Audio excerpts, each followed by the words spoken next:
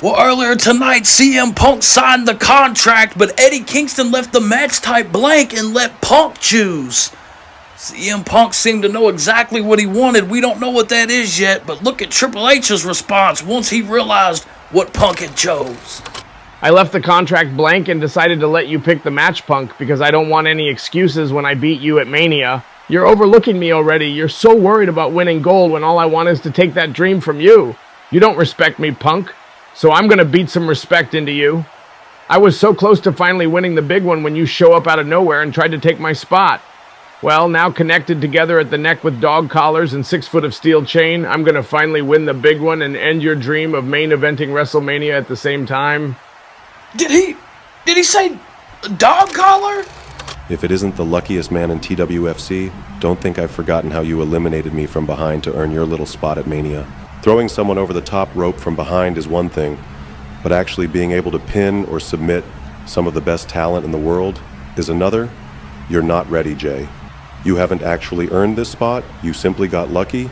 Nothing about you is main event ready. You are just like Darby Allin, a character fans like, but not good enough to win world championships. So enjoy your one moment while it lasts, because after Cody easily beats you, you'll be able to watch me from the sidelines as I once again prove that I am the best professional wrestler in the world.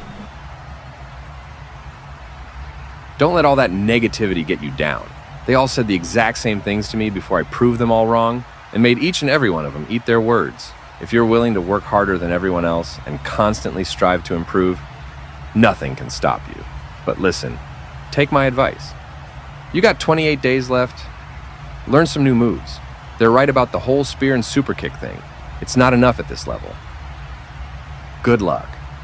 Jey Uso seems to have a lot to think about heading into WrestleMania, but here we are with the qualifying matchup. It was Balor versus his former partner Brody King, and the big man using his power, getting the better of Balor in the early goings. Not many men can deal with the king of the Black Throne right there, former king of the ring, Brody King, and look at that big cannonball splash, just taking the breath right out of Finn Balor's lungs. Later in the match, he would go for a power slam, and Balor had the opening, and he took it. What a way to even the odds, but Balor was still hurt from the big man pretty much dominating the entire early goings of the matchup.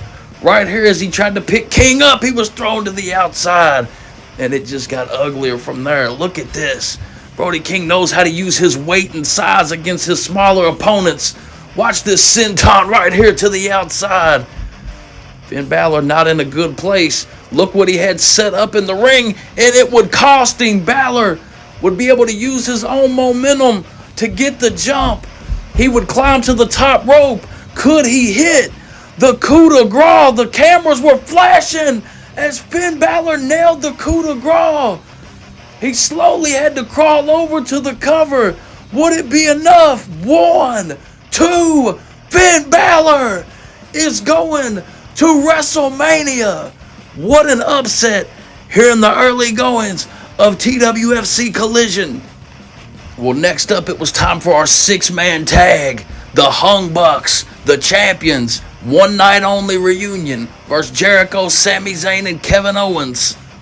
What a weird duo that is. Jericho making his TWFC debut, and the champions were in control until the ref lost control of this 6-man matchup, and they were just all over the place, but the Blackpool Combat Club would show their faces.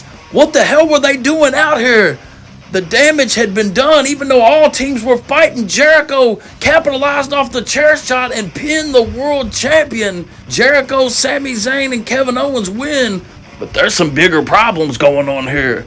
Nonetheless, we march on. Cesaro would have his mystery opponent, Orange Cassidy, and he would break a record for the longest time a suplex was held in the air. He held him up for 3 whole minutes as the crowd looked on. The referee eventually stopped the match. Orange Cassidy, the blood rushed to his head. Cesaro retains. And the Intercontinental title match, Nakamura about to tap to Danielson when the Bucks come in, paying back Danielson for what the Combat Club did in their match. The ref had to call for the bell disqualification.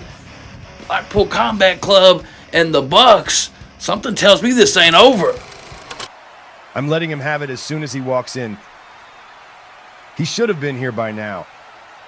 He said, meet him here. What the hell was all of that? Why did Owens and Zayn get to face the champions, huh? We asked for more opportunities. We're all going to be potentially having multiple matches at Mania. So how about we challenge the Bucks for the tag team championships? If anyone deserves that it's Owens and Zayn, it was our team that beat their team. Wait, why us two? Shouldn't we be focusing on the Undisputed tournament? You only won because of us. Yeah, right, Brian. We would have won regardless. Either way, I'm not letting you all interfere in whatever matches you want. I'm making an executive decision that until after Mania, any interference will result in automatic suspension. As far as the tag team championships go, Mania is 3 nights, and I have some actual tag teams in mind for something special, but maybe there's room for 2 more teams, but I better not have to worry about any more of my matches getting ruined. Wonder what Triple H has in mind for the tag titles at Mania. What you did to your brother was disgraceful, Cody. You really have changed. Yeah, well, that's more than I can say for you, Sammy. You're still the same old little guy that never quite reached his full potential. That's okay, because next week I'm going to punch my ticket to this tournament, and don't forget, this little guy has beaten you not once but twice in ladder matches. See ya at Mania. I was wondering when I'd finally bump into you back here.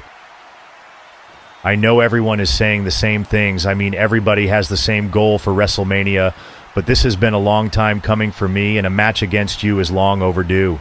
So, I just wanted to look you in the eye like a man and tell you that at WrestleMania, I'm going to handle my business with Eddie Kingston, and then it doesn't matter who's left. Anybody in my way is going to sleep, and that belt over your shoulder, it's coming with me. It's funny. Maybe 9 or 10 years ago that would have meant something to me. But now, you just better worry about not getting injured and sent home again. Now, if you'll excuse me, I've got top guy obligations to attend to. You wouldn't understand. There is just so much going on here in TWFC all around this Undisputed Championship. It's like a never-ending web of possibilities. Everybody's gunning for everybody. At the Collision main event, what a dream match. Both of these men need a big win. Kenny Omega and Roman Reigns. And this match, ladies and gentlemen, was everything we thought it would be. Look at that spear to the outside in the early goings. These men were giving it everything they had.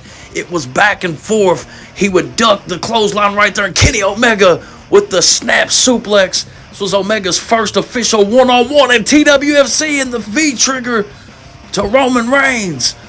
Both of these men, he would go for a Hurricane Rana. Roman snatches him up into a sit-down powerbomb.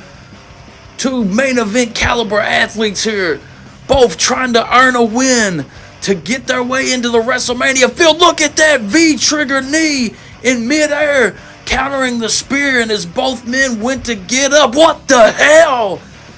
It was Seth Rollins. We haven't seen him since the Rumble, since he returned at the Rumble, and he would stomp both men's head into the mat. The ref would have to call a double DQ. The match is thrown out.